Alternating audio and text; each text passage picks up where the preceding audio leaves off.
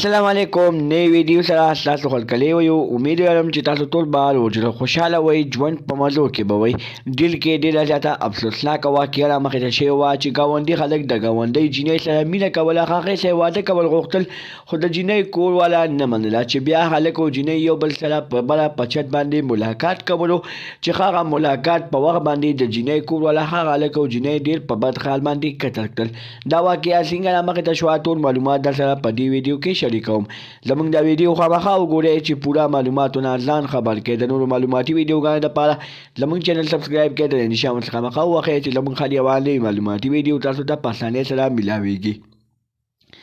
ډېر کې ډېر زیات ظلم شوی او ډېره زیاته افسوسناکه دردناکه واقعه رامخې ته شوې وه چې ګاونډي خلک د خپلې ګاونډۍ جینۍ سره مینه کوله هغې سره یې واده کول غوښتل ګاونډي هلک د خپلې ګاونډۍ جینۍ پسې ډېرې زیاتې رشتې لېږلې وې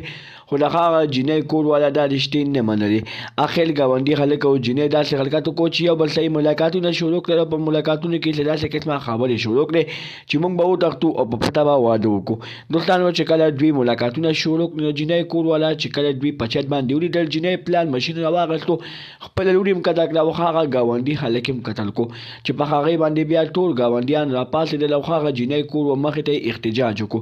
بیا پولیسو د هغه جینۍ کور والا خلکه ګرفتار کړل او ویې چې دوی ته به ښه بدترینه سزا میلاویږي